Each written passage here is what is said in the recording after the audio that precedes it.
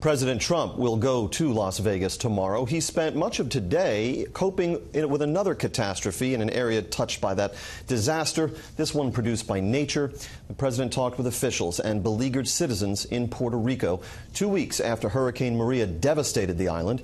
We have Fox team coverage. Mike Tobin is in San Juan with a look at conditions on the ground outside the glare of a presidential visit. We begin with Chief White House correspondent John Roberts and a trip that was, of necessity, as much political as it was humanitarian. Good evening, John. Indeed. Good evening, James. The president has been taking heat from Democrats in Washington and some local officials in Puerto Rico for a response that was described as slow and ineffective. Today, with the First Lady at his side, the president went to see for himself and to defend the federal response. More than a week after he had hoped to visit Puerto Rico to survey damage from Hurricane Irma, President Trump touched down on the island to witness firsthand the devastation of Hurricane Maria's knockout blow. The president heaping praise on the federal relief efforts. I think that the job of the first responders has been something like I've never seen before.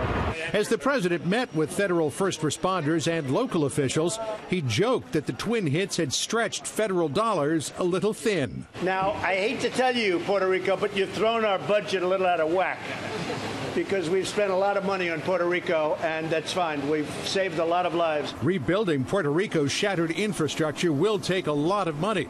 But the joke fell flat with Democrats on Capitol Hill, where Senator Chuck Schumer drew a line in his new relationship with the president. Mr. President, enough. Stop blaming Puerto Rico for the storm that devastated their shores. I don't remember the president telling Texas that they threw our budget out of whack. The president also had high praise for Puerto Rico's Governor Ricardo Rossello, a progressive who aligns with Democrats for putting politics aside. And I just want to tell you that right from the beginning, this governor did not play politics. He didn't play it at all.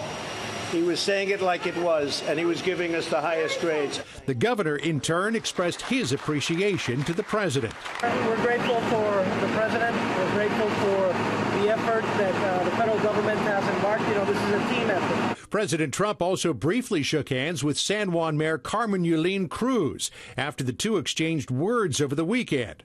Cruz told the president her criticism of the federal response last week was not about politics. As he was leaving the White House this morning, President Trump suggested Cruz was changing her tune.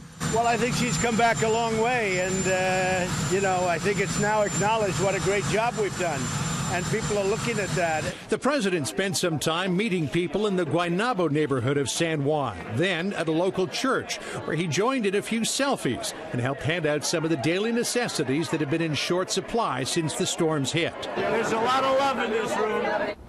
San Juan's mayor later said that she had a very productive meeting with White House staff and that they fully understood the disconnect between how things are supposed to happen and how they really happen. But federal responders told Fox News last week the disconnect was between how Puerto Rico's governor agreed to set things up to serve local officials and how the mayor of San Juan thought they should be set up.